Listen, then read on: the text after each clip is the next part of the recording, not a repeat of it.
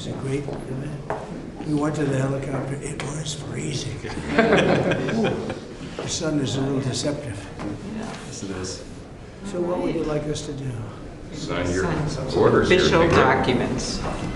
Okay, I assume they're going to be happy with these documents? Yeah, they're Try. we might not be here. It's the next step. It's a tradition. Sir, the first is 22 cabinet and cabinet level appointments for your signature. Okay.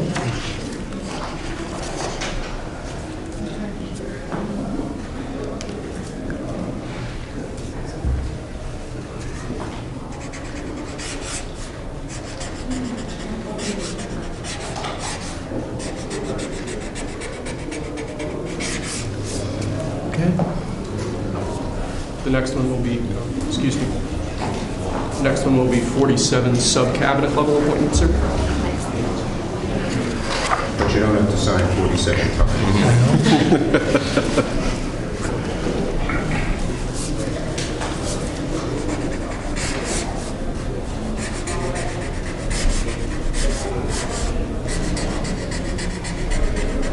Okay. Thank you, sir. Now 31 acting designations and appointments to effectively take control of the government. Let's do that. That's important. That's important, isn't it?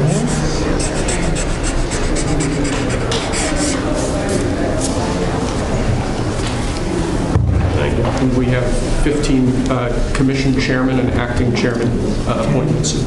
Send him. Commission chairman and acting chairman.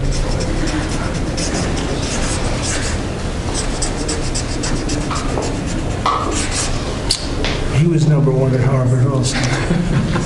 Yeah. Good counsel. They have something in common. Thank you, sir. Lastly, we have a proclamation ordering that on all future inauguration days, including this inauguration day, that flags shall be flown at full mast. Very important.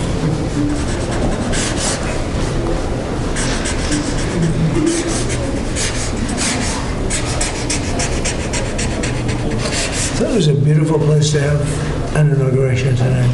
The sound was so good. The temperature was 72 degrees, but the sound was so good. So maybe something to think about. Thank you, sir. Okay? The good acoustics. Yes. All right. Now we, That's thank it. you. We go to lunch. Great. Very Nice good. to meet you. Thank you very much. There we go.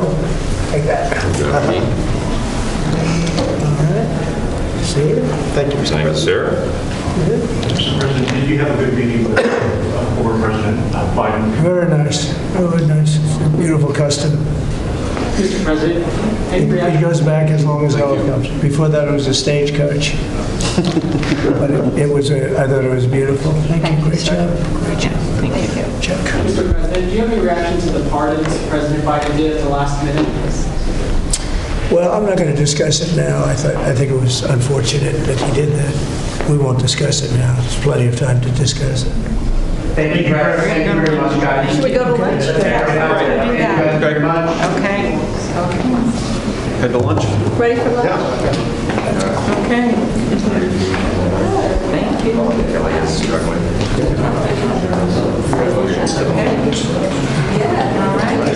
Okay.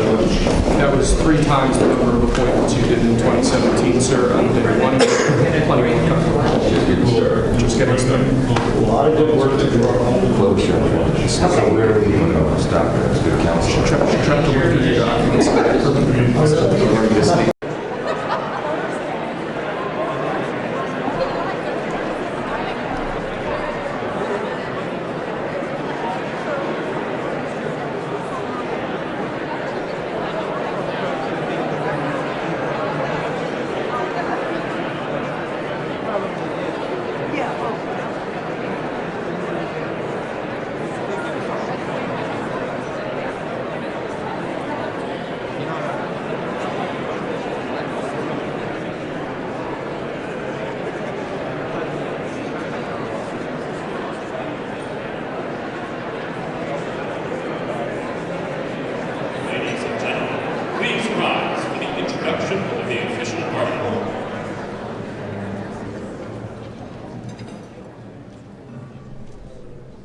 ladies and gentlemen, please be seated.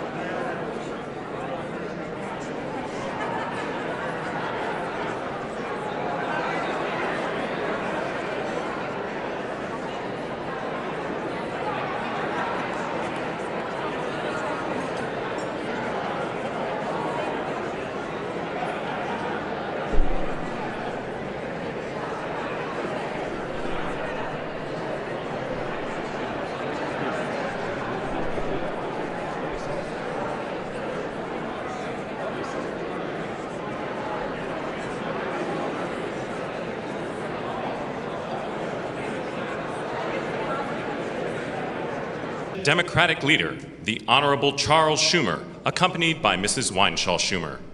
House Majority Leader, the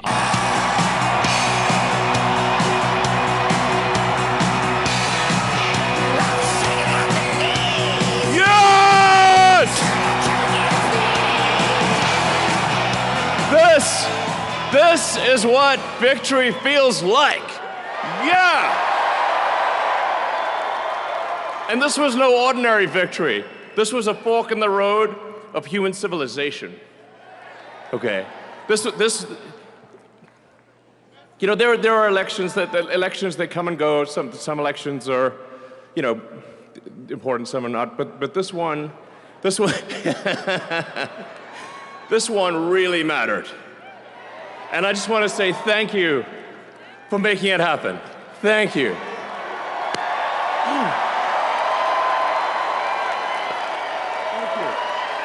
My heart goes out to you. It is thanks to you that the future of civilization is assured. Thanks to you. We're going to have safe cities, finally, safe cities. Secure borders, sensible spending, basic stuff. And we're going to take Doge to Mars.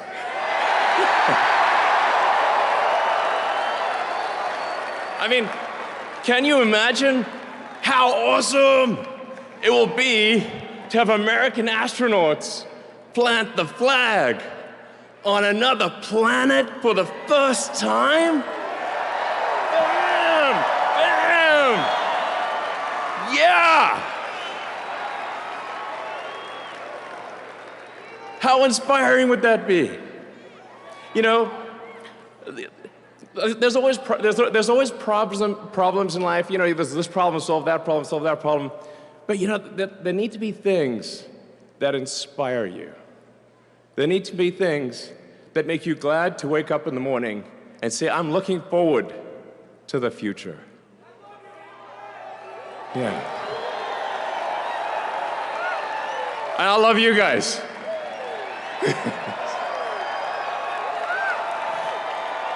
So,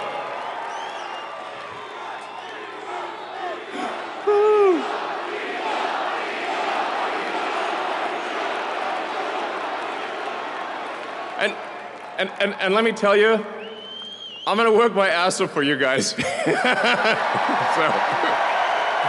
I really will. I really will. So, and yeah, but I'm super fired up. for the future. It's going to be very exciting. As the president said, we're going to have a golden age. It's going to be fantastic. And one of the fundamental things, one of the most American values that I love is optimism. And this feeling like we're gonna make the future good. We're gonna make it good. So, man, I can't wait. This is gonna be fantastic.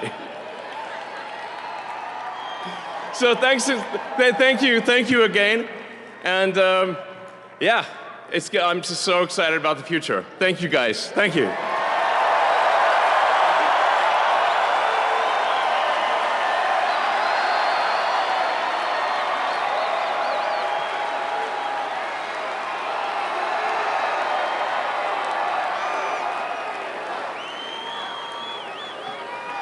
Ladies and gentlemen, please welcome to the stage, Kash Patel.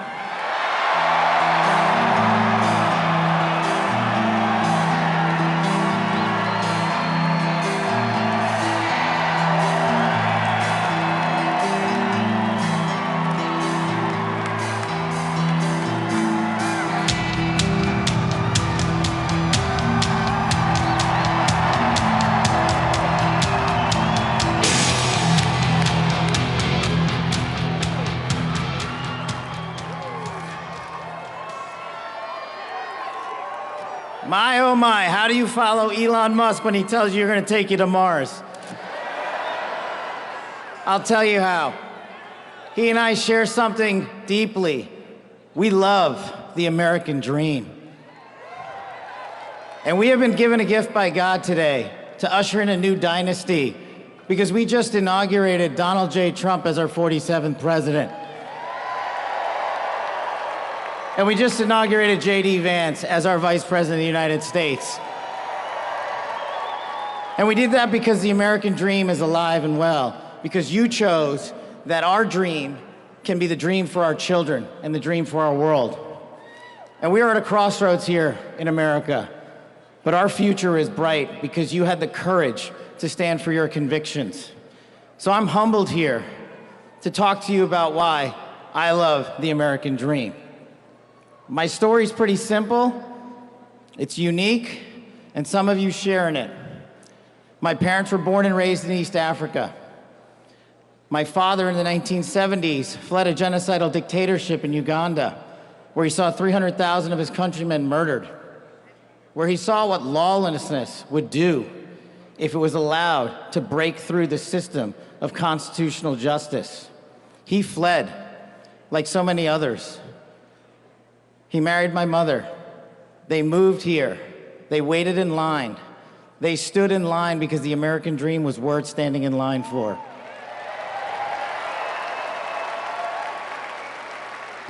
That dream is woven into the fabric of this nation, and our immigration policy is the greatest policy in the world. And now that we have Donald J. Trump and J.D. Vance, it will become the greatest policy in the world again.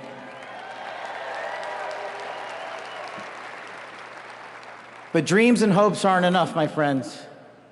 We got to get to work. And we got to accept the realities that too many of you know from your communities. President Trump launched in his first term priorities of national security, law enforcement, economy, and global diplomacy. But now we have to retread some of that. And I'd just like to go over a few of the things that our community has been living under these last few years. In the last calendar year alone, we had 100,000 drug overdoses. In the last calendar year alone, we had over 100,000 rapes. In the last calendar year alone, we had 17,000 homicides. That is unacceptable in 2025 in the United States of America. That is why we need constitutional law and order. When I read the statistic that for the age group of 18 to 45, the #1 cause of death is CCP fentanyl. We are not prioritized to go after the threats that face this country, and most of all, that face our future generations. But thank God, we will be starting right now.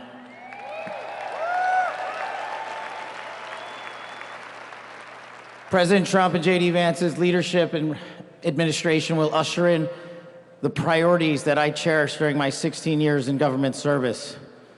That we will always, always honor the men and women who wear the cloth of our nation and stand on that wall and tell you nothing's getting by them tonight. And so to them, thank you.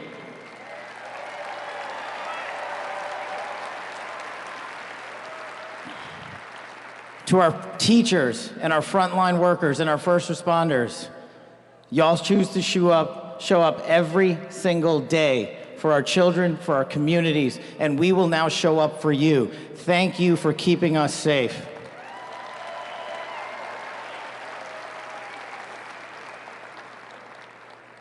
To the men and women in law enforcement, and maybe I'm biased on this one. Our police officers, our sheriffs, our federal agents are some of the greatest warriors that God has ever created. And we will put them first because they have our backs, and now we will have your backs.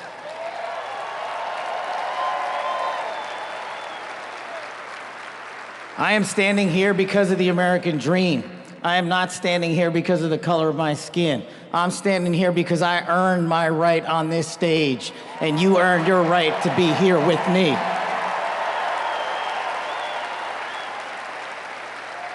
And I promise you this, with every fiber of my being, that our law enforcement, that our teachers, that our first responders, that our veterans, that our men and women in uniform who dare to serve this country and put themselves below the rest of our needs will be reprioritized to the top of the heap because they are standing on that wall, and we will not let that light go dark on them.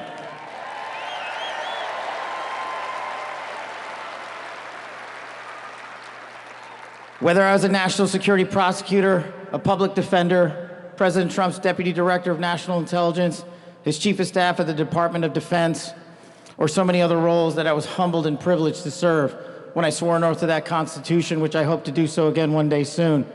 You have my word that you have ushered in a dynasty of change. You have ushered in a dynasty that will allow our children to live this American dream. My American dream.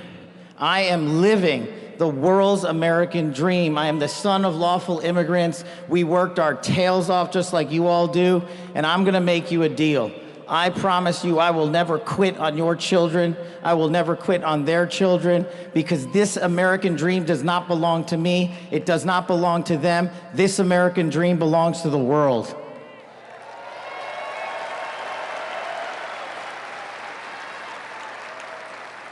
So in closing, I just want to tell you this. It's pretty cool to be speaking in Capital One Arena right before the boss.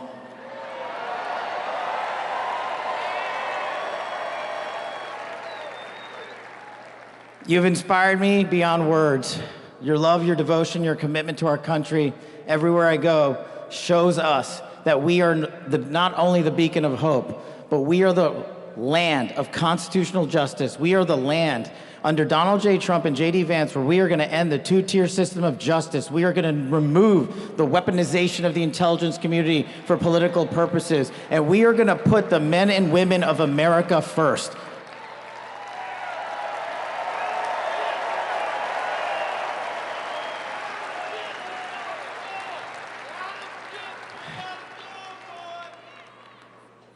So listen, there's just one thing left to do.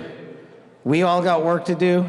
We've got the greatest president and the greatest vice president in the history of the world. And so I just need y'all to do a little bit more. Every time you see a law enforcement officer, every time you see a veteran, every time you see a teacher, shake their hand. Give them a little bit of your time, because they're giving us all of our time. And don't forget to enjoy the ride, ladies and gentlemen. God bless America. God bless these United States of America. God bless every one of you. I'm living the American dream. My name is Kash Patel, and I ain't going anywhere. Let's go to work.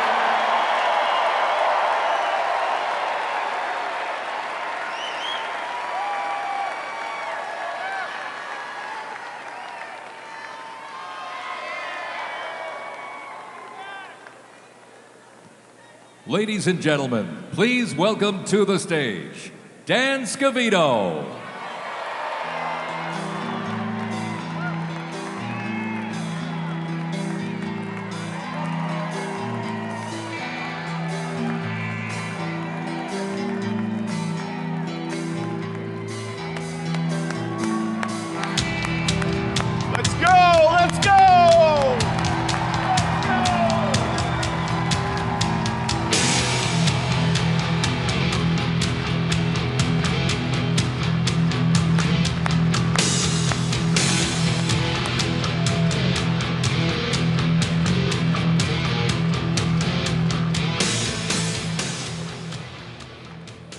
Hello, Patriots. How's everybody doing this evening?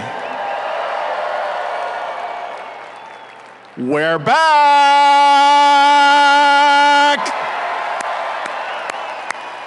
USA! USA! USA! USA! USA! USA! USA! The 45th and the 47th President of the United States of America will be here shortly. He's down at the Capitol. He'll be in a little while. He'll be here. They asked me to come out and say a few words and say hello to you great American patriots that came from all over the country. Thank you for being here today.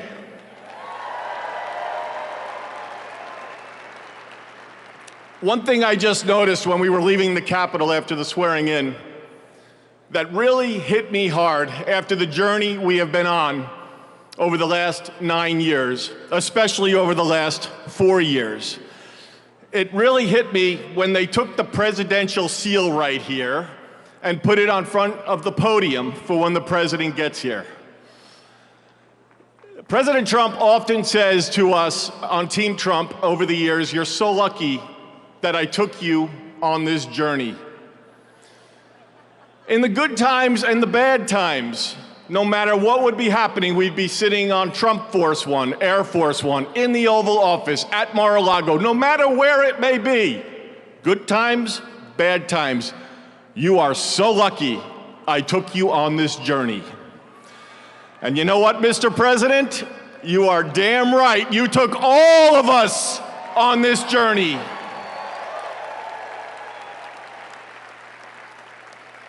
There's been a lot of stops along the way from 2016 when we started back in 2015 with a small campaign team flying around the country, doing rallies, small team, 6, 7, maybe 8 people. Then it continued to grow. Before you knew it, the GOP nomination was going to Donald J. Trump in Cleveland in 2016.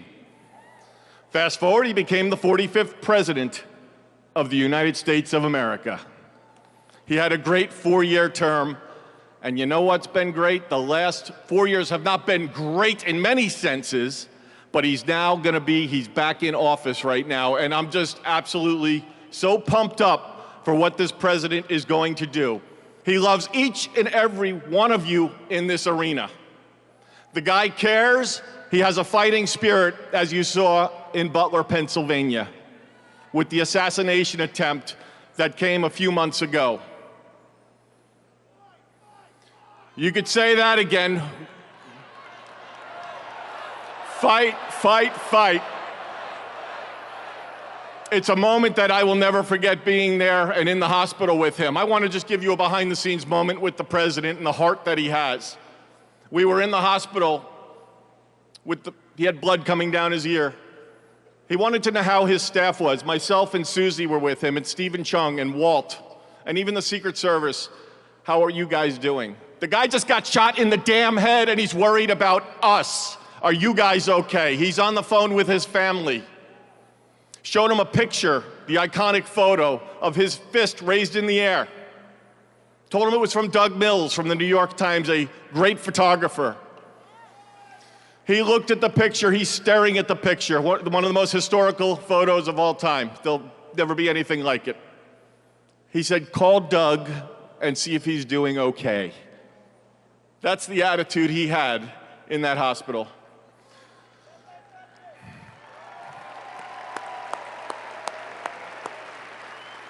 Our president has been resilient through a lot. And I don't need to get into all of it because you're all familiar with it, and I'm convinced much of it that went on over the last 4 years is why he won the election in an electoral landslide.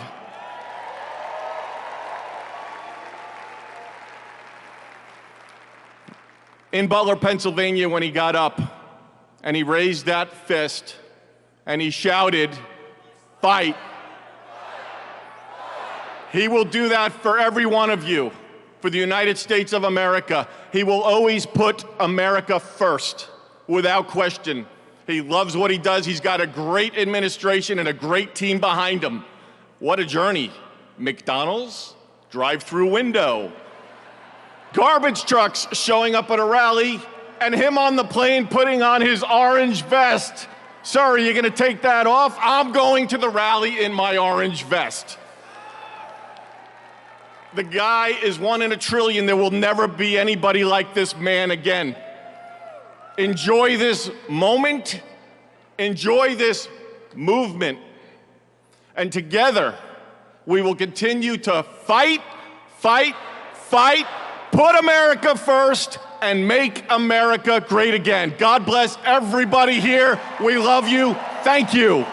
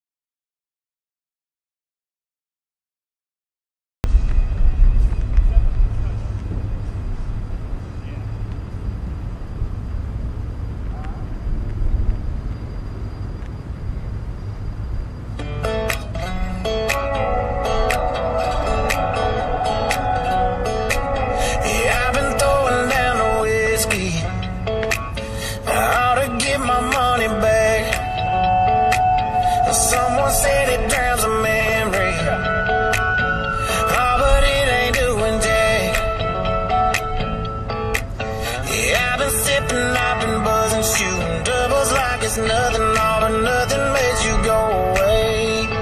I need something you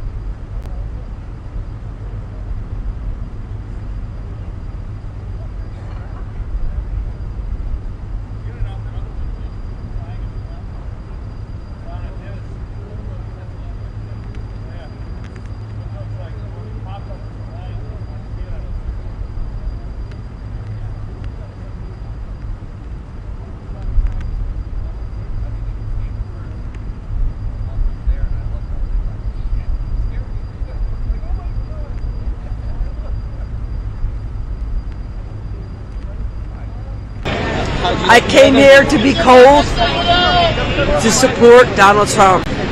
Yeah, and Melania. I love Melania. Yes, I did. And I just want to say thank you for hanging in there, for not giving up on America. What qualities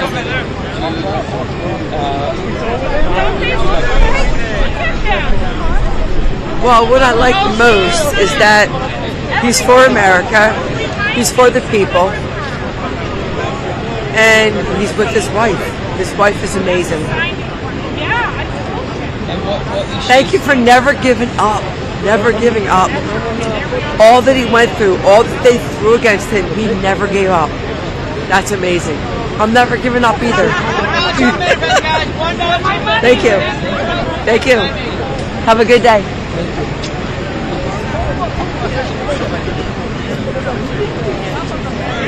She's in a great shot. Yeah. Yeah, I think she said that.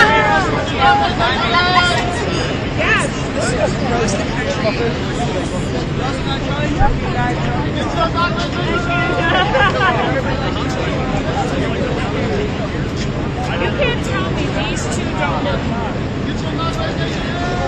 It's scary. So when I see it, I haven't done it because I'm thinking this is my son's girlfriend, and we still got in touch with her.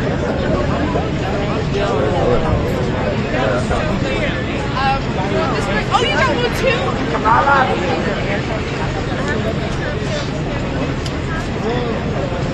Biden. Sleepy Joe. He's on the U-Haul plane.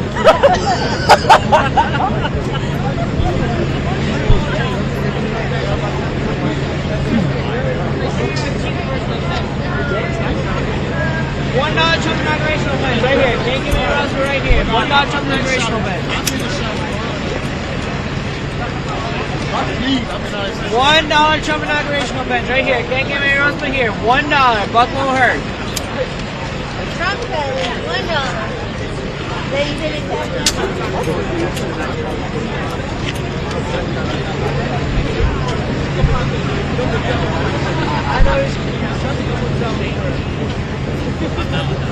Good.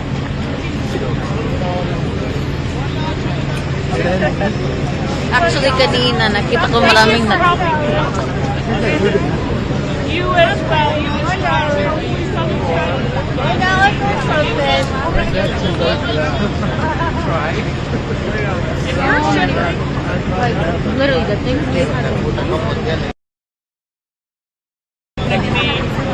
This might be a bad idea. I didn't think of this.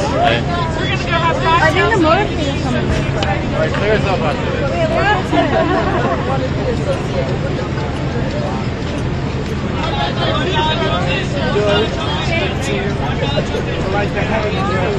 Thank you. They are really getting warm.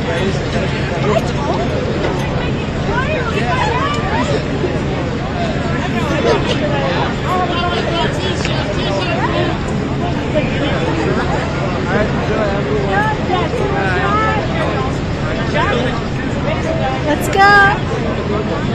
خونه از این ور.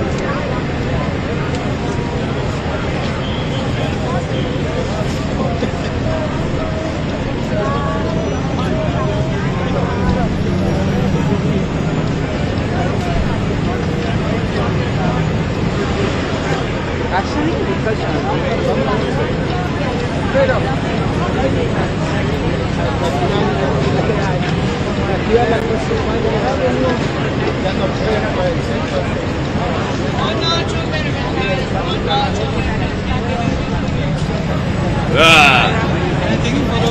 Sure. Take photo, do photo.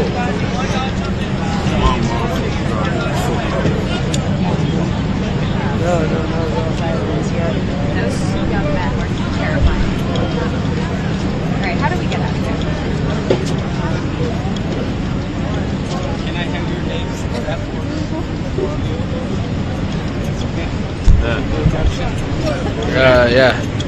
Thomas? Could you actually type it in for me? Yeah, of course. Hey guys, So if you could type your first name, last name, and then your friend. May I have your name?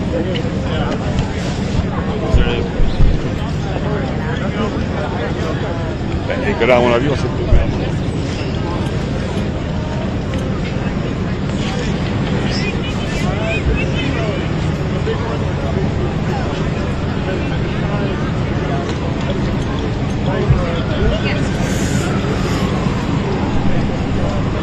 Where can we find it? Oh wow. Where can we find it? I work for AP, so I'm gonna. Associated Press? Yes. Nice. So I'm gonna send. I don't know where they're gonna put it up. If they're gonna put it up, but they asked to. Okay, cool. Thank you, man. Thanks, man. Thank you. Are you from? Los Angeles. You're from Los Angeles. So you came for this. Yeah. We're brothers. Yeah. And did you all vote for Donald Trump? Did you vote for him in 2006?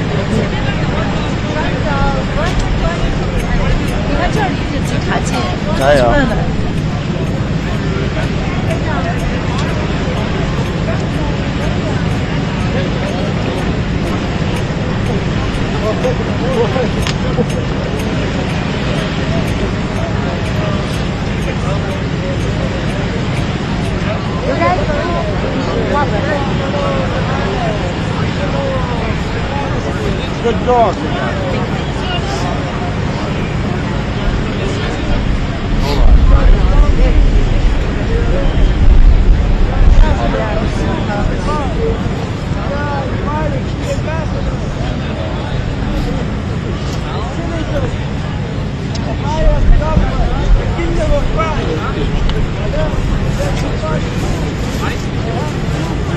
John, any luck?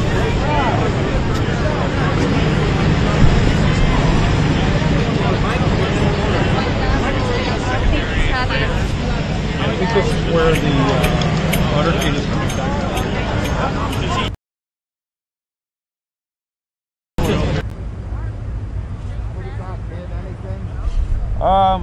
We heard 5 minutes from Emancipation Hall, but they have not had dessert yet. Somebody get out the cheesecake. Get out there, come on, serve it up.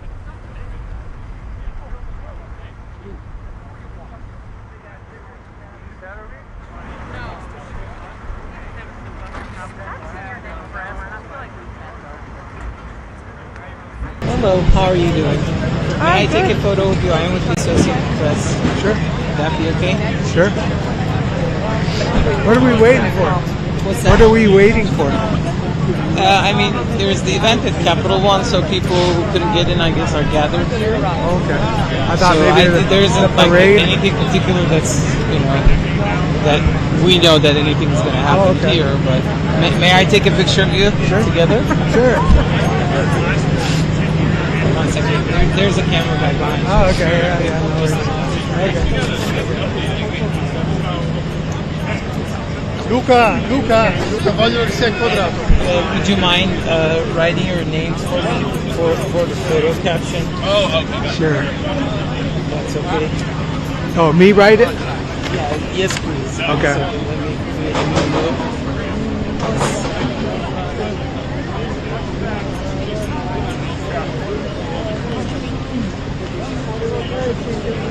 Are you from here or? Arizona. Arizona. Oh, yeah. My hands are cold. Okay.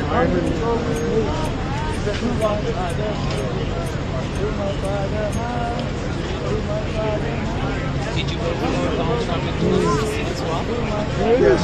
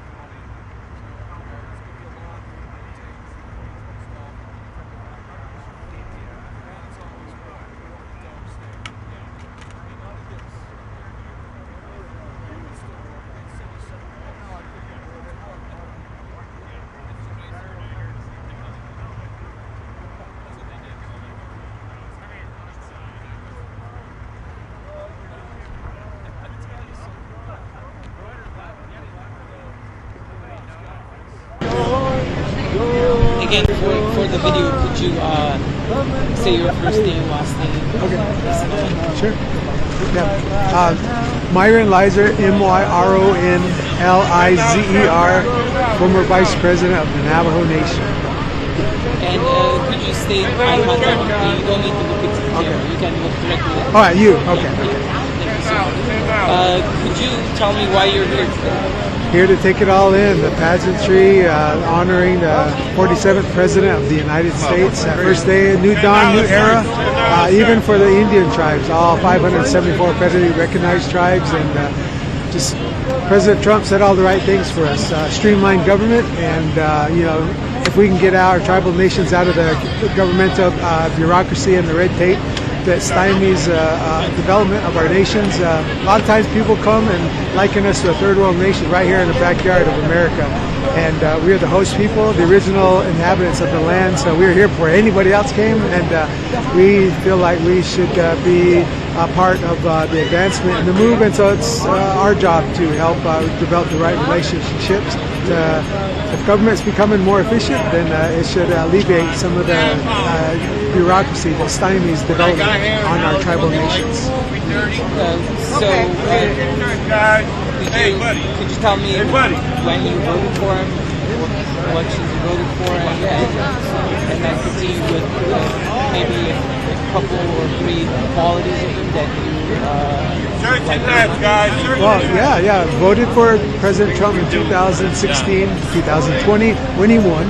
and 2024 just recently stumped for Trump on the stage in Albuquerque and Phoenix and Scottsdale and pretty much a lot of areas. So I was a more prominent tribal leader for Indian country that voted for President Trump.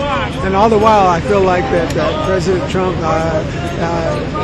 we could put our agendas on his agenda. And again, I believe Indian country is the last frontier when Walmart can't even find a new place to build a super center or a distribution center. You know, this is our time, I believe. We're the last frontier for business development. With all these companies around the world looking to reshore to North America, come to tribal nations. We have land, we have the resources, and we need the jobs for our people. We need the royalties and the revenue for our people as well. And this is just our time. So I'll be a part of the voice of our tribal nations that would reach out to President Trump. And Mr. President Trump, we want to be invited to the American dream. And could you tell me where you're coming from, and then maybe talk about the weather, like how you like it over here? Yeah. Well, it's not too much colder than where we're from, Winter Rock, Arizona, the capital of the Navajo Nation. It was about 5 degrees when we left, so it feels like 5 degrees right here with the wind chill factor. But you know, it is cold here, but look at all these people braving the elements and just here to witness, you know, history. And you know, we're all here.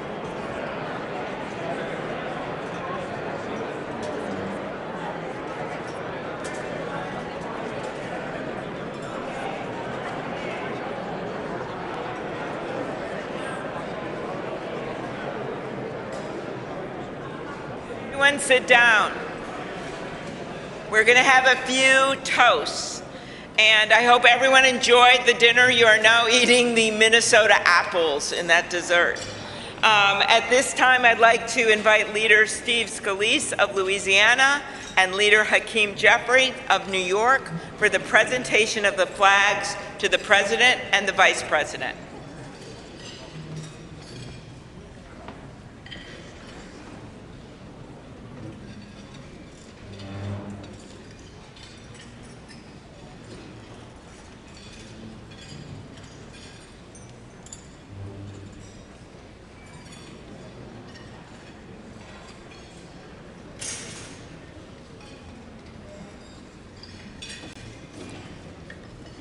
Mr. President, Madam First Lady, Mr. Vice President, Madam Second Lady, what a wonderful occasion. We all come here to celebrate what is a great tradition in the United States, and that is the peaceful transfer of power. And when President Trump spoke over in the beautiful Rotunda, wonderful that it was indoors, Mr. President, because I don't think the crowd would have wanted to be in the 20s or below. But one of the things President Trump said that I thought was the most touching, he said, in America, the impossible is what we do best. And I think that epitomizes the spirit when you think about this room, this statuary hall, and you look at some of the statues. Thomas Edison, he did the impossible. Elon Musk, I'm not sure if Elon's still here. Elon does some of those things himself. But you look at somebody like Rosa Parks, and she did something that many would have said couldn't be done with just a simple gesture of saying, I'm not going to sit in the back of the bus. And so the impossible is what we do in America. And President Trump said something else. He said, our golden age has just begun. America's ready for another golden age. Mr. President, we present to you these flags that were flown over the United States Capitol at full mast in honor of being sworn in as President of the United States.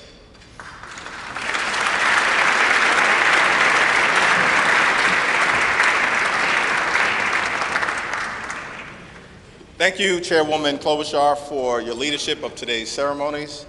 President Trump, Madam First Lady, congratulations.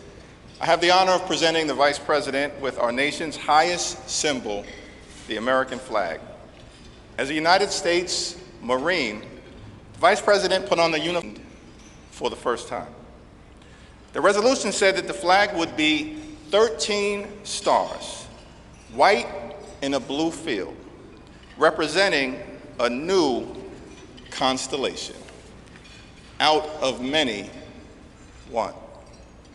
Some 250 years later, from Appalachia to Anacostia, Middletown to Mar-a-Lago, the Bayou to Brooklyn, we remain one nation under God. To Vice President Vance, Usha, and family, may God bless and watch over you as you begin this journey. On behalf of the Congress, we present one of the flags that flew above the Capitol today to the 50th Vice President of the United States of America, James David Vance, and wish you Godspeed.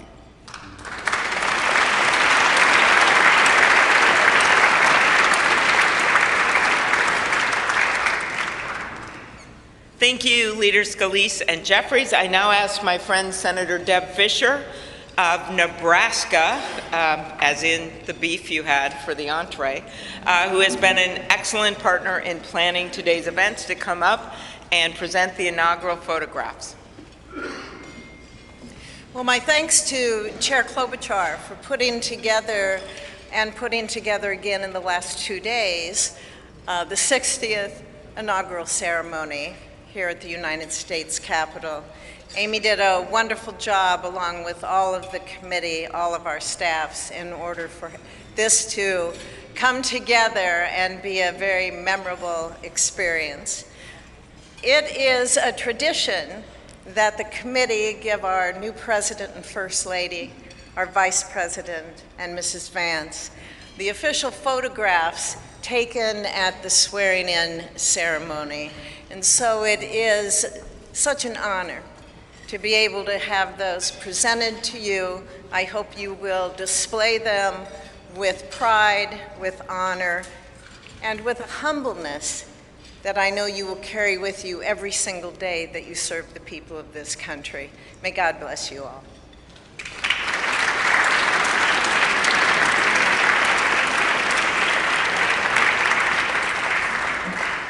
Thank you, Senator Fischer. Now, on behalf of the Joint Congressional Committee on Inaugural Ceremonies, I'd like to present the President and Mrs. Trump and the Vice President and Mrs. Vance with these crystal Lennox vases. See them over here? For the 10th consecutive inauguration, Lennox has provided the official inaugural gift. The hand-cut etched vases display the White House for the President and the U.S. Capitol for the Vice President, because I know that he is going to enjoy not only being the Vice President, but also, as Senator Thune and Schumer know, the President of the United States Senate, and there's no better job than that. These gifts symbolize our equal branches of government as well as our enduring democracy. There they are.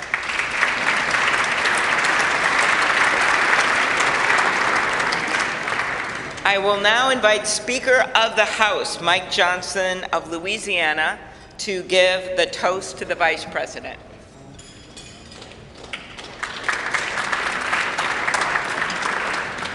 Thank you so much. It is my great honor to offer a toast to our new Vice President, Mr. J.D. Vance.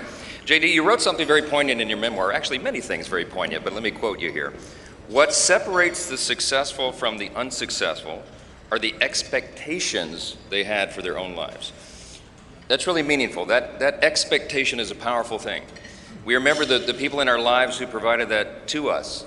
We all need that. Everybody needs hope and encouragement. They need a greater expectation. We need people in our lives who will make us look farther and reach higher. JD's written a lot about the people in his life that have done that. He's written about, we know the great story of your grandparents and what they did in your life. He's written about his professors and mentors that he met in law school. He speaks a lot about his gracious, beautiful wife, our new second lady, Usha. Is a great inspiration as well. And JD, you yourself have been inspiring people. Your story really has. It's one of the reasons that I believe God has raised your platform as he has, because you've been so faithful to tell that story and to inspire so many others. And so our hope and our prayer is, as you continue to do this, that as you go to help us execute on the America First agenda, that you also do what you've been doing so well all along, and that is providing a model for what is possible in America. What a great story. What an inspiring story you've had, and it's just getting started. I pray specifically that you inspire a lot of the young men in America. Some of them feel hopeless and stagnant sometimes, and you're a great example to all of them and to all of us, that if you work hard and you play by the rules and you do the right thing, you can make a better life. You're now the Vice President of the United States, my friend. So everyone, will you please join me in raising a glass to our own mentors, the people who inspired all of us, to the possibilities of our own future, to these great new horizons. What a perfect choice this was for the painting, the artwork today, and to the great example of our new Vice President, Mr. J.D. Vance. You're here.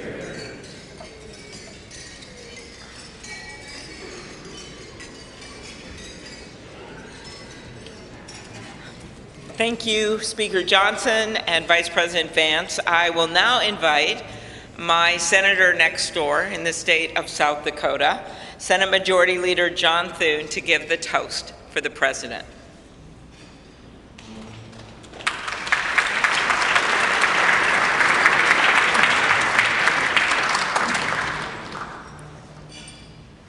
Well, Mr. President, Madam First Lady, congratulations.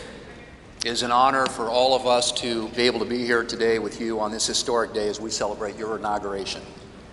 Mr. President, one of the most important influences in my life when I was getting started in politics was Ronald Reagan. His philosophy of limited government, his belief in peace through strength, the strength of his convictions, were all things that appealed to me. But I was also drawn by his optimism and by his belief in America. And Mr. President, those are qualities that I see in you. One of the things that resonated throughout your campaign was the unshakable belief in our country and in her citizens. You remind us of everything that's possible in America. I'm looking forward to working with you over the next 4 years to build up our great country. It says in the scriptures that if you ask for wisdom, it will be given to you and given to you generously. And so I pray, and our prayer is, that God will richly bless you in the years ahead and grant you not only strength, but wisdom. And ladies and gentlemen, I ask you to join me in raising a glass to the President of the United States, President Donald Trump. You're here.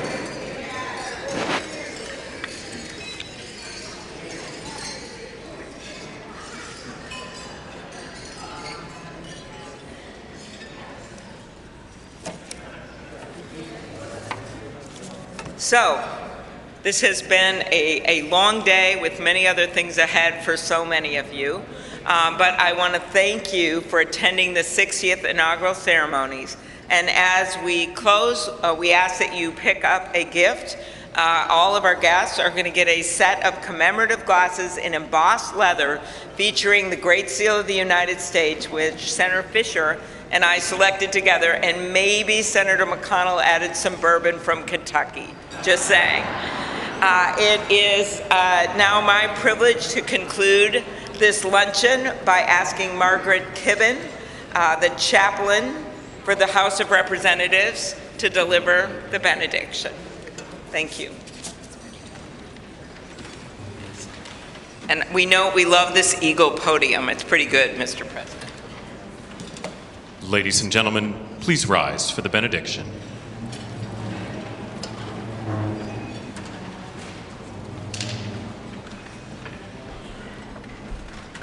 Would you pray with me?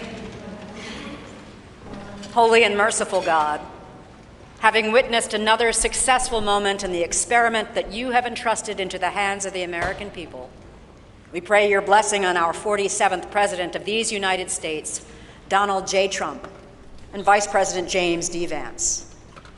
Ensure that this mantle of singular responsibility that you have laid upon our President's shoulders remains secure in your will and safeguarded in your keeping. Uphold him as he preserves, protects, and defends the Constitution to the best of his abilities, relying on your divine help. God of power and might, grace and mercy, Grant that your spirit of counsel has access to the President's heart to search it, to his mind to examine it, to his will to test it, that his faithfulness would bear witness to your truth. Surround him with angels and advisors who will serve as your agents to guide and guard him, caution and encourage him to remain upright and blameless in your sight. Buckle the belt of truth around his waist. Place the breastplate of righteousness over his heart. Fit his feet with readiness, that your gospel of wisdom and justice will shine forth throughout President Trump's administration. We offer this prayer to the one whose voice we follow to guide all that we do and all that we hope for. Amen. Ladies and gentlemen, please be seated. Please remain at your seats as President Trump, Vice President Vance, the Joint Congressional Committee on Inaugural Ceremonies, and the official party depart National Statuary Hall.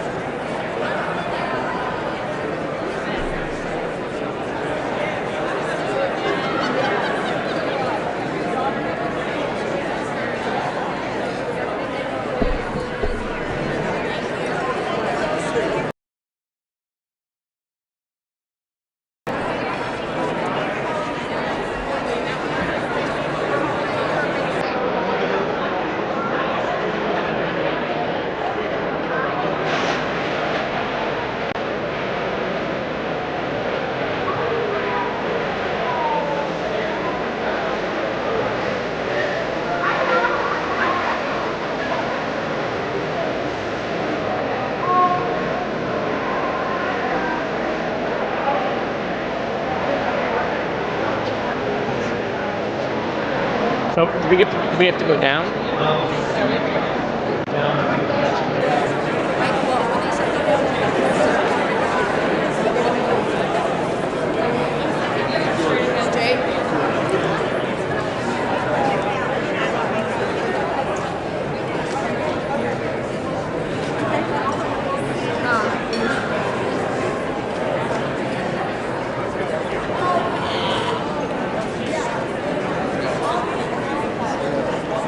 Just a little step to the governor's mansion, and then 1600 Pennsylvania.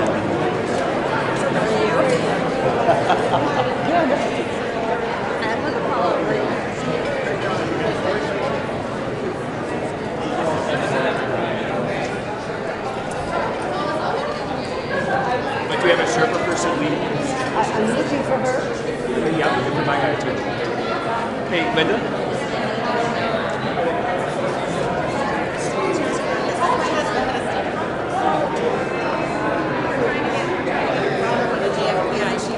Oh, you're kidding.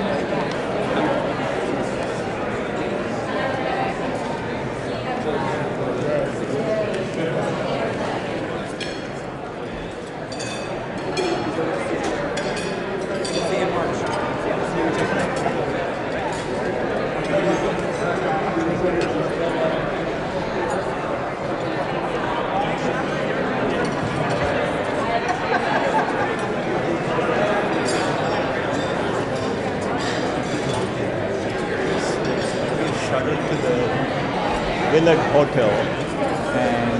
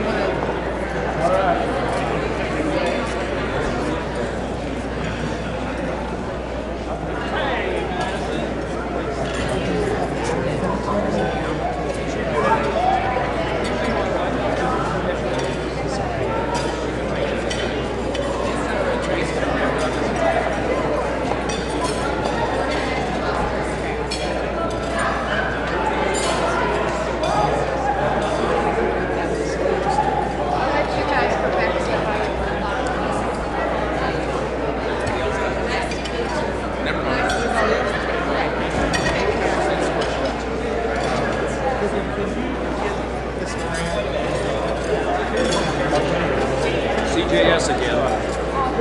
You too? I'm Jerry Moran. Hello there. Hello, Cynthia.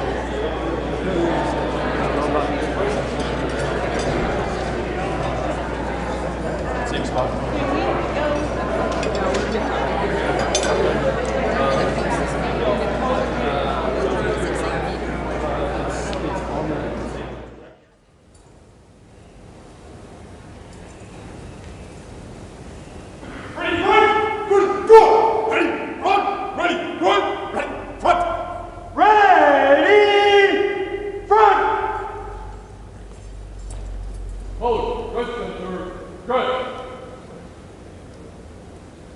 Officers, just center.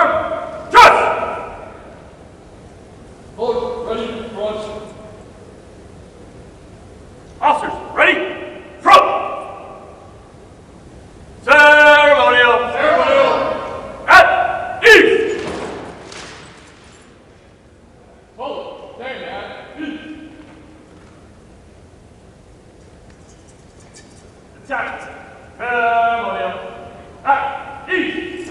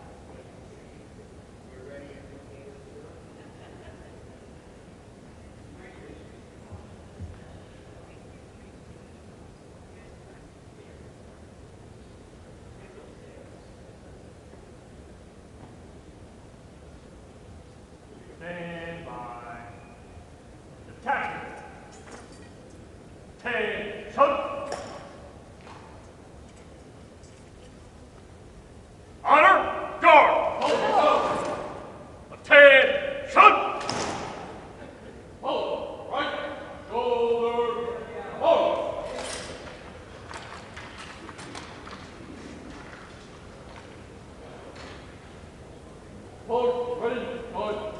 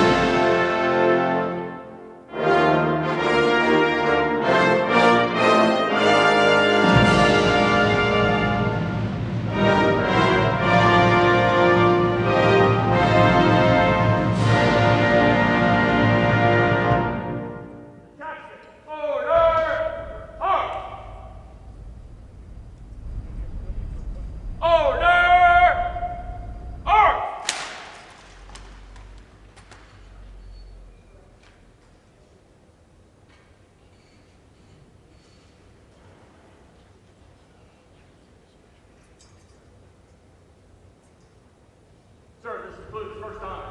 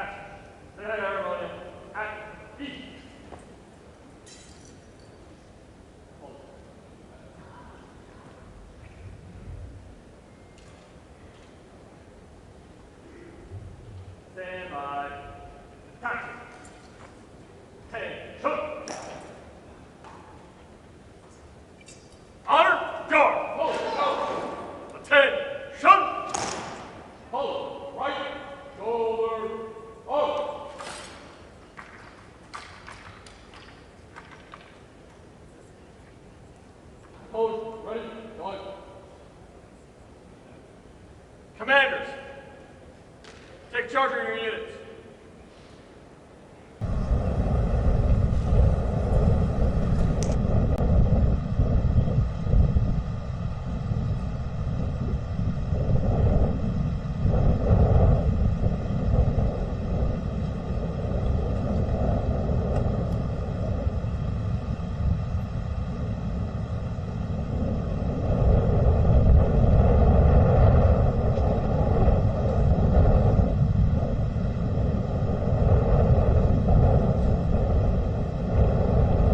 Taking a look here at the Capitol, now that the passing review ceremonial inspection of the military has concluded, we see President Donald Trump and First Lady Melania Trump.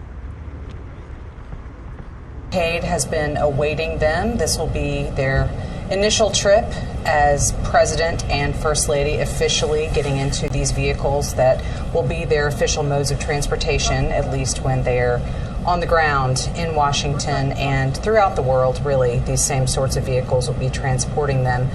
But now they are headed to what is standing in for the inaugural parade. There you see the Capital One Arena. That is elsewhere here across Washington. And that is where supporters of the president have been waiting for hours at this point to see him in person. They watched live from that Jumbotron screen you see there in the middle of the arena. They watched live as he took the oath in the Rotunda of the U.S. Capitol about 4.5 hours ago.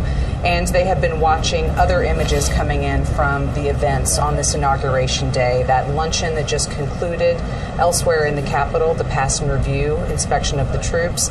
And now they are watching President Trump and the First Lady get into their waiting vehicles that will take them to that arena. So, Sagar, as we're looking at these images, this is a different kind of inauguration, obviously, because everything is kind of inside and on a different schedule. But what do you think we're going to be seeing once Donald Trump gets to Capital One Arena from this crowd? They've been waiting for a while, but if they've been to some of his political rallies in the past, they're probably kind of used to some of that time frame. And I think it's going to look a lot like, to those of us who've been to Trump rallies, like a Trump campaign rally, not necessarily a, hi, I'm the new president now. Based on the speech that we saw the newly minted president give to backers after his formal inaugural address, that was a somewhat short version of the greatest hits speech that you've heard so many times. Lots of familiar points, though. Yeah. Familiar points, though. Yes. Immigration, the election was stolen, people are crazy, et cetera, et cetera. That was before governors and lawmakers and dignitaries inside a very dignified place inside the United States Capitol. Here you're going into a basketball and hockey arena with 20,000 supporters, many of whom have spent quite a bit of money to get to Washington and wanted to be outside to take part in the regular festivities. As you said, some of them 8-9 hours. It's really cold in D.C. People waited in line outside to then get in the arena, where we're told a lot of the concession stands aren't open, so now they may be hungry as well. And maybe hangry by this point. Exactly. So I think what you can expect, based on past experience, pretty raucous welcome, and then a pretty raucous speech from the president. I don't think this is going to be the softer tones, middle ground inaugural address. Let's push for unity in America. This is going to be, you are my people. 20,000 of you have waited hours to see me, and I'm going to give you. You got lights? Everyone on your feet. It's not just motorcycles this time. Everyone was part of CNN. Everybody's excited. In the vehicle. Finally. I love it. He's back. I'm back. Everybody knows me now here in Washington, D.C. I know you're not cold because you're from the Alaskan Patriot. Loves law enforcement. How many times have you been up and down this line? 4 or 5. I'm just enjoying it. I know.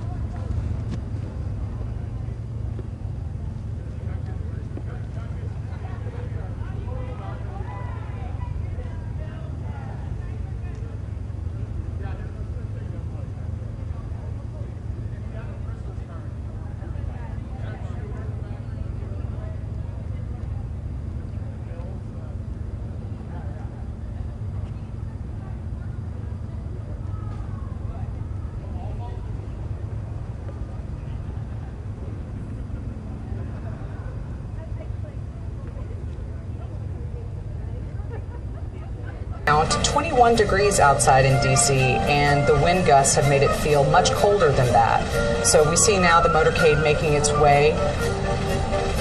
I mean, you see more security and reporters and video cameras than you do just people outside watching. And it's odd because we're so used to this route being 7, 8, 9, 10 deep with people who had long ago rented hotels along this route, paid thousands of dollars to be able to watch from there. And, you know, here there's a smattering of people just to watch the limousine go by, and not the slow version of the motorcade like during a parade. This is, you know, the regular, again, motorcade getting a president from point A to point B as quickly and as safely as they can do it. And that typical part of the parade that we see for that last stretch in inaugurations past, where the president will get out and make it on foot. I think you said earlier that Jimmy Carter was the first president to go the entire way. That entire 3-mile route from the Capitol to the White House. Jimmy and Rosalind Carter said, you know what?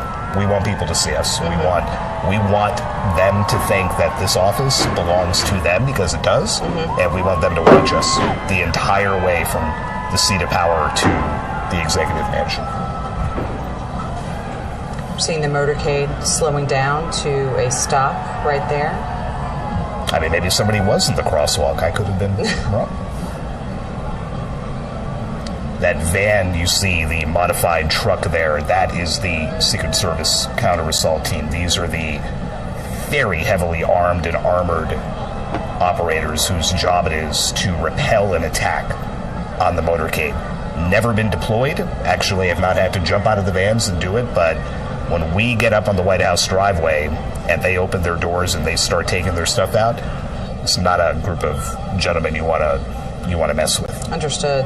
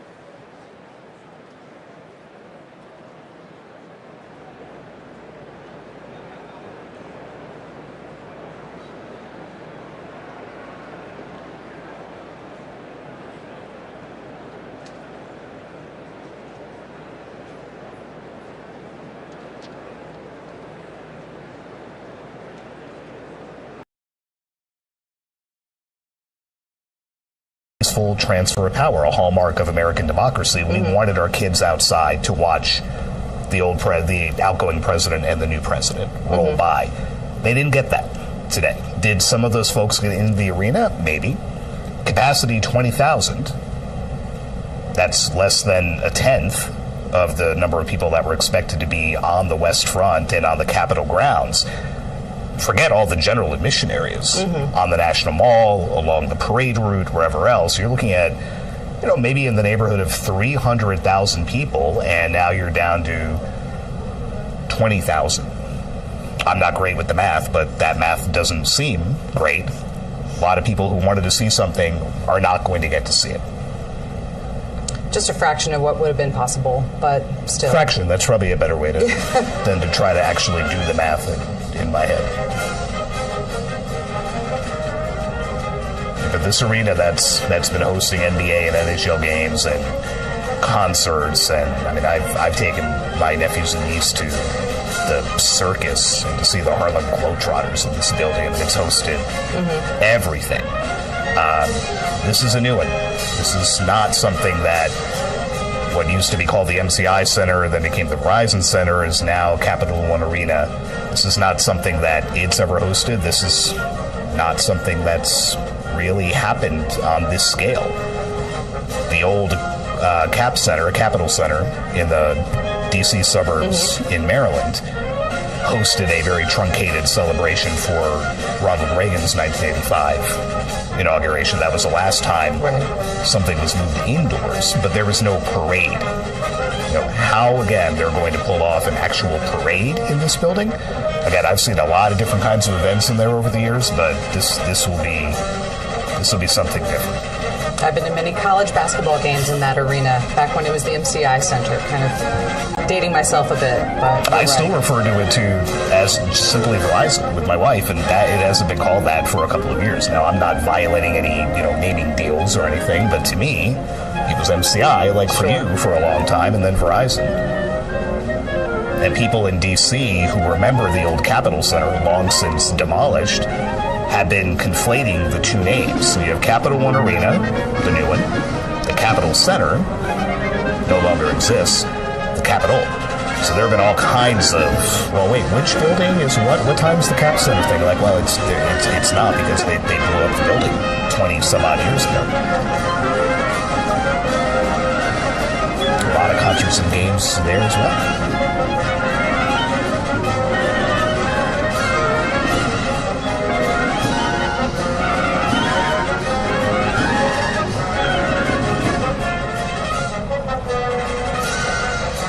Just to go back to what we were saying earlier about some of the supporters in there, they have been there probably since at least 8 o'clock this morning. I think there were people getting ready to line up and make their way over there when I was coming in, several hours ahead of that. So this has literally been an all-day affair for the people there in the Capitol One Arena. And they're obviously going to wait a little while longer. We have not quite seen, nor are we expecting necessarily to see President Trump or Vice President Vance make their way into the arena itself. But the crowd will be sure to let you know once it gets its first look at the now 47th President of the United States. And what we're seeing now is, if this had been a parade, we would see a lot of marching bands and different musical acts kind of participating, as we often see. But I think we're getting somewhat of a sense of that now from what we have just heard and from what you're seeing on your screen.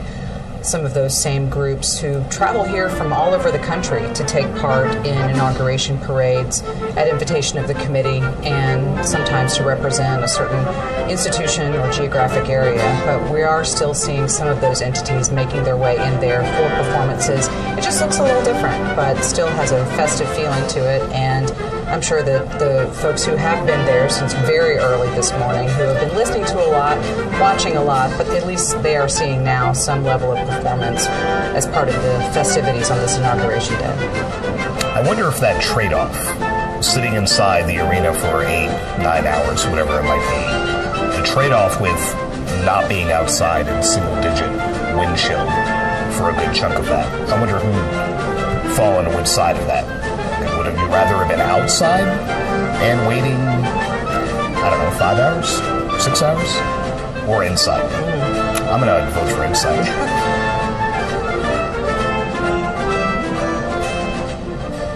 And if you did bring little kids, then here's hoping your bag had some, I don't know what you would need there to keep them occupied for 8 hours, but bring it on. Yeah, and too, just logistically, Sagar, when we think about this is the same arena where Donald Trump spoke last night, and it's really only been in the last 48 hours, really, that all of the logistics for this inauguration have been completely transformed from everything we've talked about of what usually happens to what we see happening now. So using this space for different things, trying to figure out how to accommodate not only the supporters that have been there since early this morning, but also these musical groups and other participants taking place in what would have been the parade. I can't imagine all the work that it takes to get into that, but for whatever level of frustration anybody has been feeling about this is what we're seeing. They were able to figure out how to make it all come together. It's just kind of important to note all of the planning that usually takes years for an inauguration and for all of the events that come together had to be changed at the very, very last minute to accommodate this Arctic blast that we're feeling here in Washington. And the Capitol Rotunda is always the fallback, the bad weather fallback, since it was for Ronald Reagan 40 years ago. It hasn't had to be used, but there exists that possibility. At least they've done it before. There is a way to obviously secure that building and secure that space.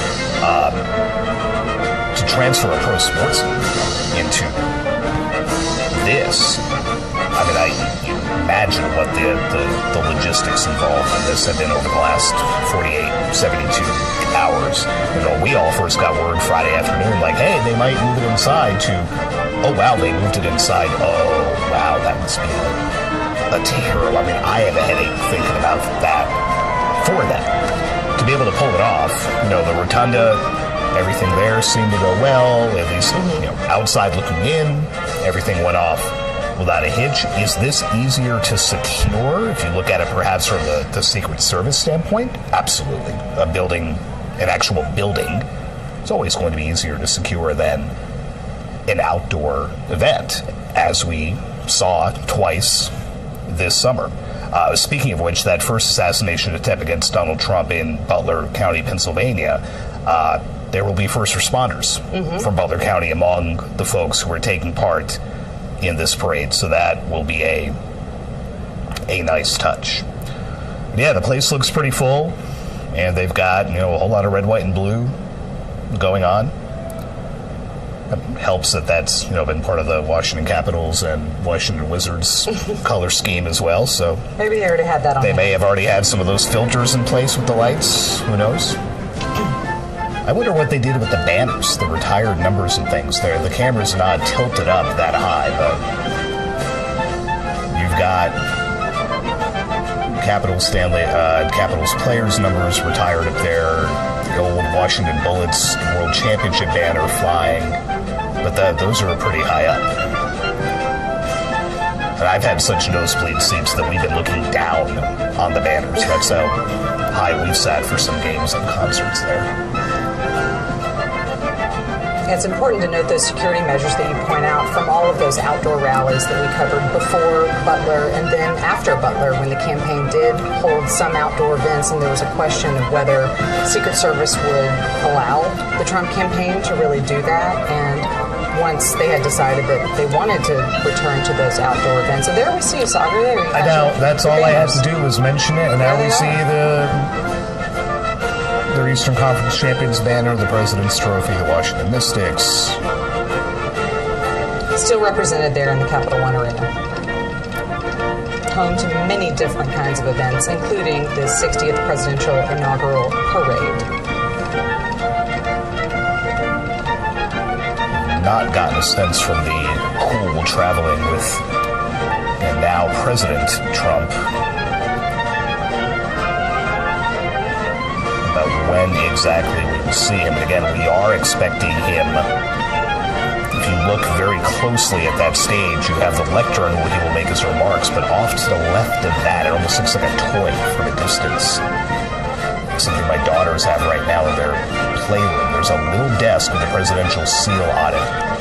President Trump is expected to sign some executive orders there. He's been previewing it for days. He told the crowd in this very building yesterday that they would be very happy with some of the actions that he's going to take, and sure enough, he will be signing them from that stage.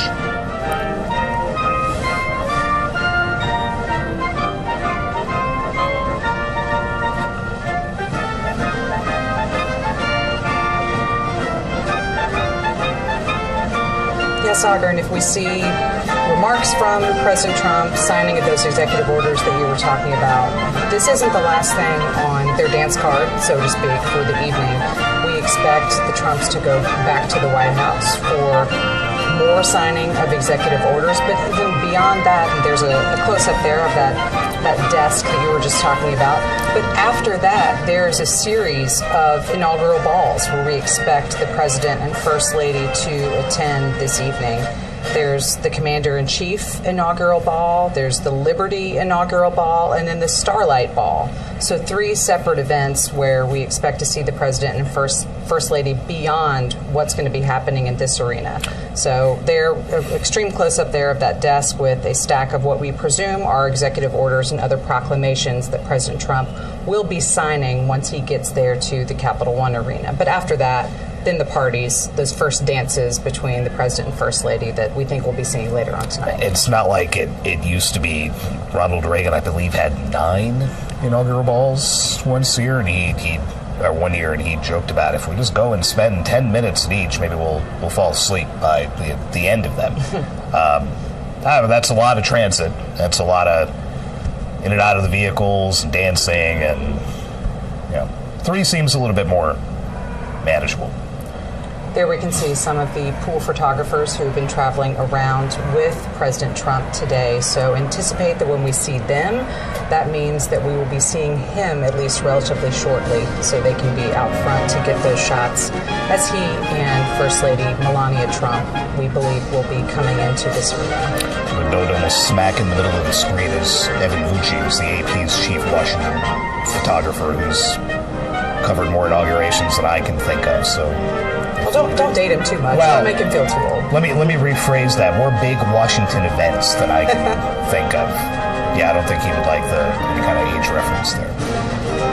But if we see Evan Vucci there and he's right in front, then we know there's a president. Whoever the dignitary is recovering here, he's getting close.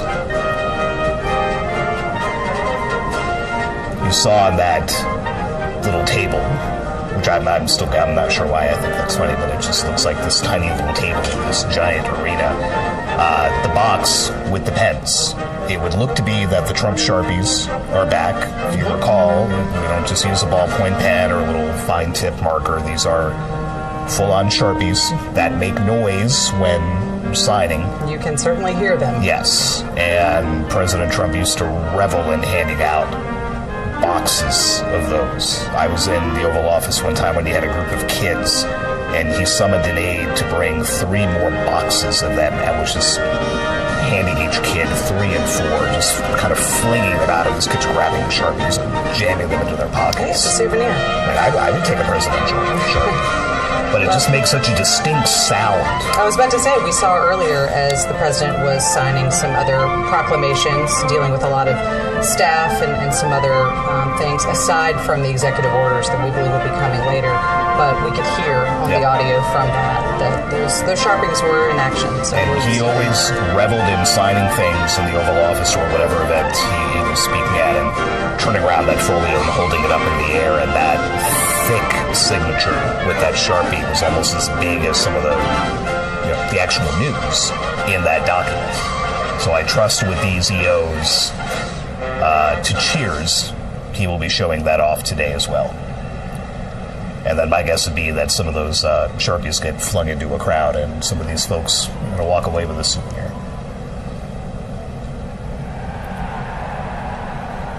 And look at some of the musicians there who are providing the soundtrack to this stage of the events here in Capital One Arena. Otherwise, they would probably be marching outside on the cold streets of Washington, but they are inside, as are all of our parade-related events this afternoon.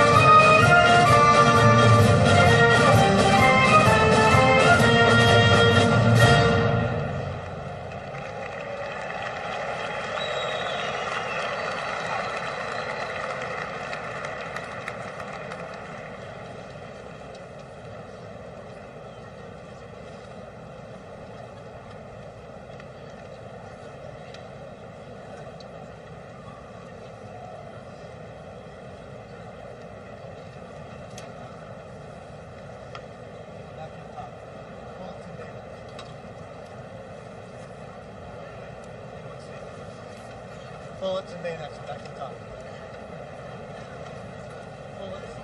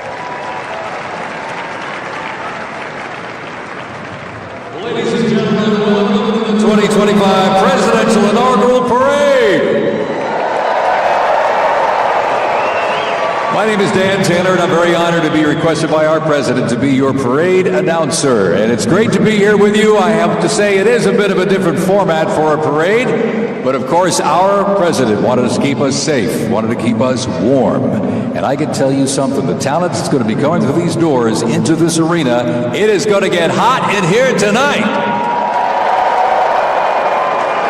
So thank you for joining us as we celebrate this historic occasion on behalf of the Trump-Vance Presidential Inaugural Committee. The ceremony is about to begin. We're going to get things underway, so if you're with family and friends, been talking in the halls or whatever, get down to your seats, grab a snack. We're going to get the show on the road.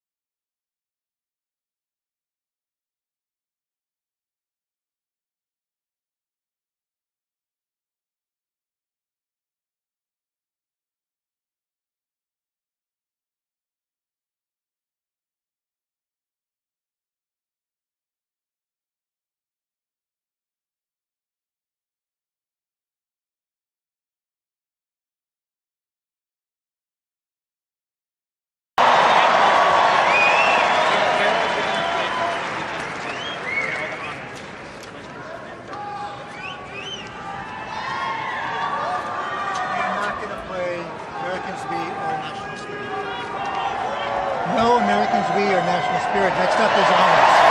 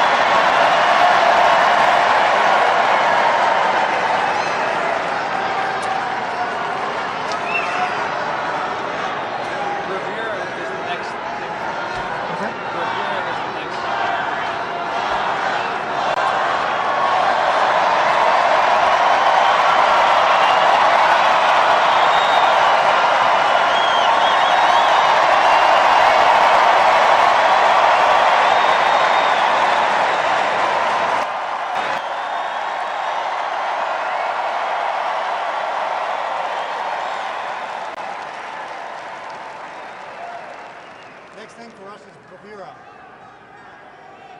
Next thing for us is bravura.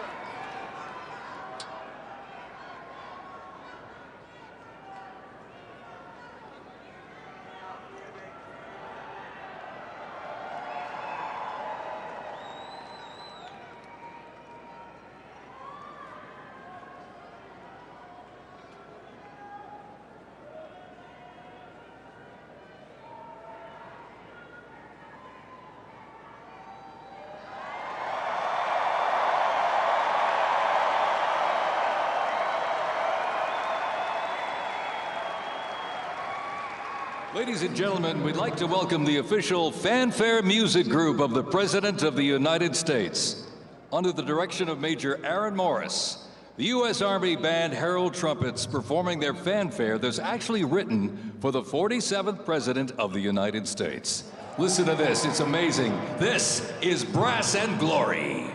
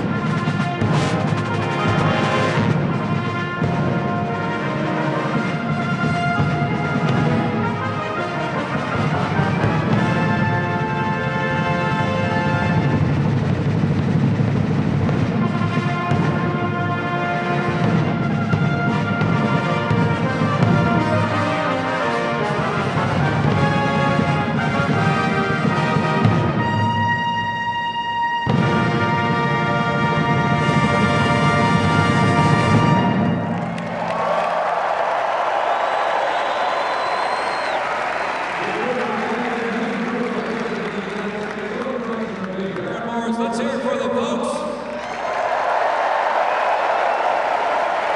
Brass and Glory.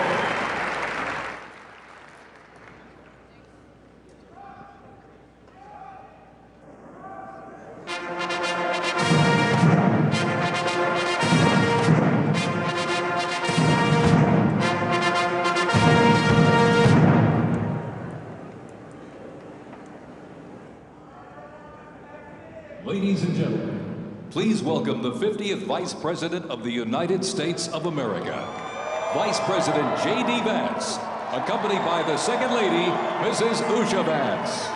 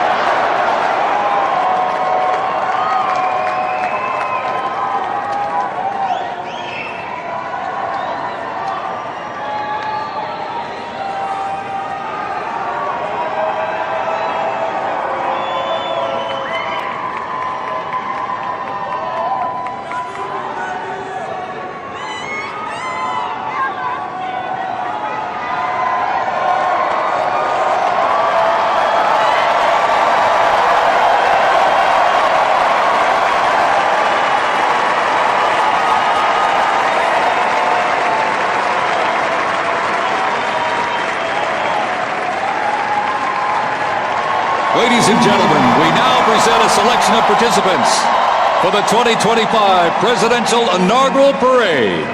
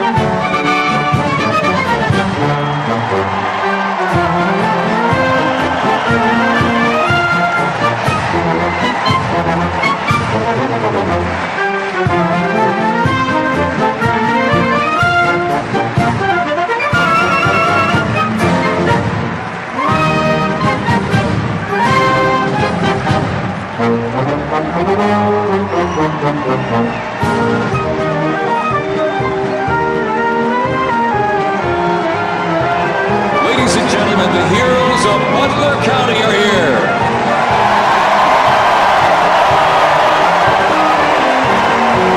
And they are here to pay homage to life, selfless community service, and sacrifice of Corey Comparatori.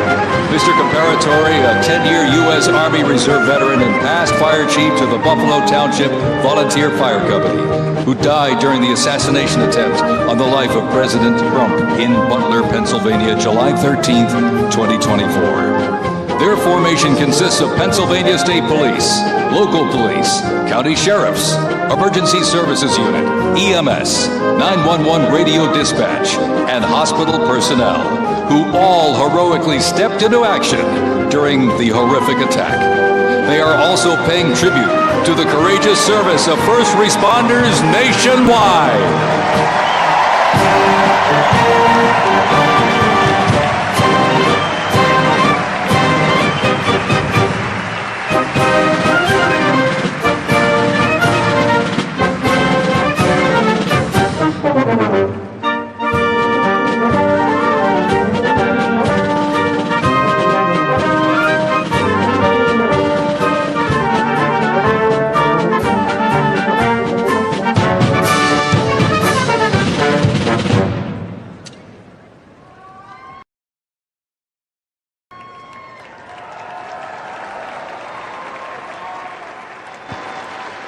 Ladies and gentlemen, at this very special event, let us now take a moment of silence in honor of Corey Comparatori.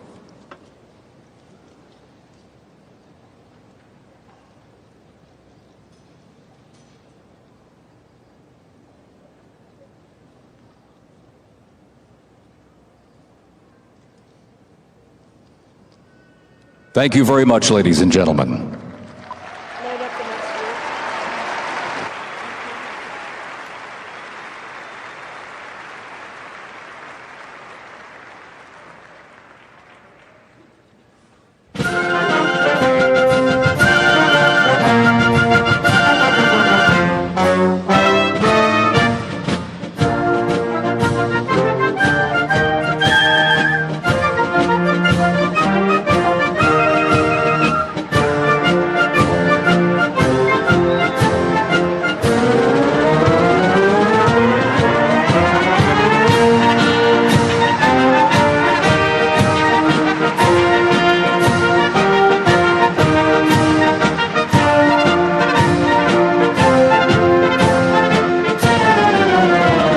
Present to you the New York Military Academy from Cornwall-on-Hudson, New York. New York Military Academy stands out due to its unique connection to the president himself. President Trump is a 1964 graduate and has been enshrined as one of our alumni of distinction. This historic academy has been named a Junior Reserve Officer Training Corps, that's JROTC, and are marching with their cadet dress uniforms. Look at these, all modeled after post-World War I General Blackjack Pershing's gray uniform.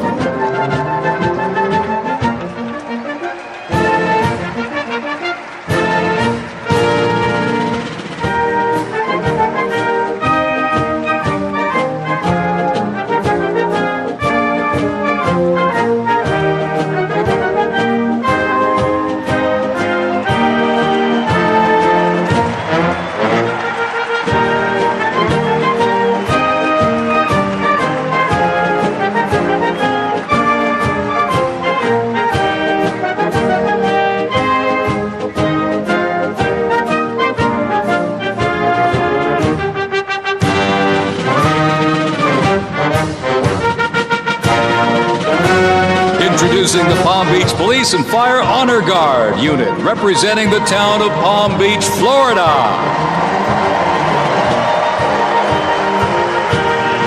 This group consists of police officers and firefighters from the town of Palm Beach, home to some of the most prestigious people in the world, including President Donald J. Trump.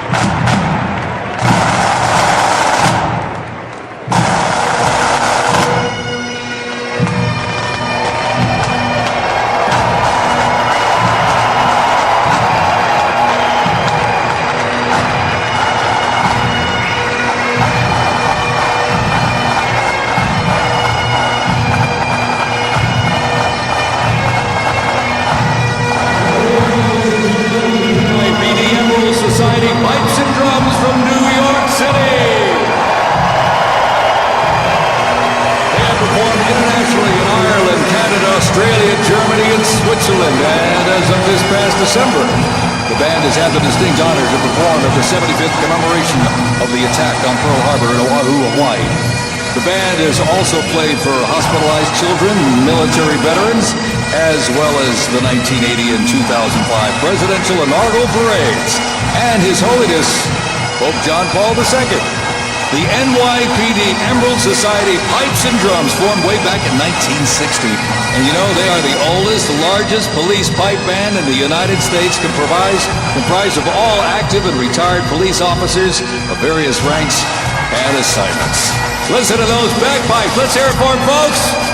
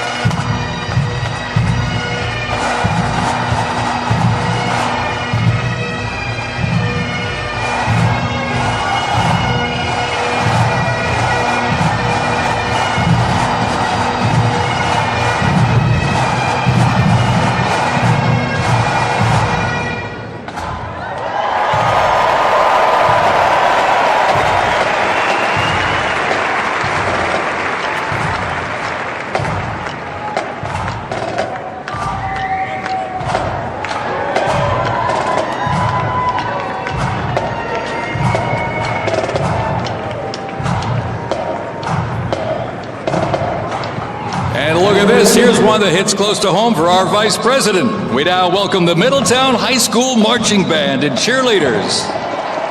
They're traveling all the way from Middletown, Ohio to proudly represent their school, our nation, and outstanding alumni, including our new Vice President of the United States, J.D. Vance.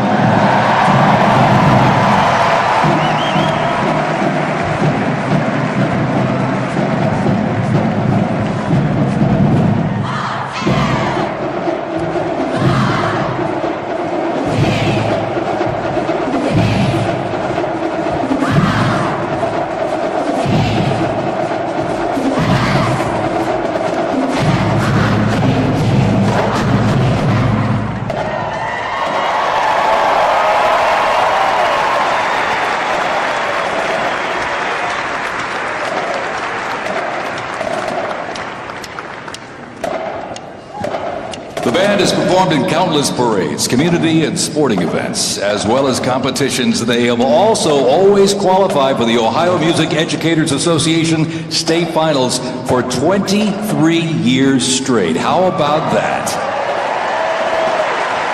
And have earned the highest rating in 18 of those appearances.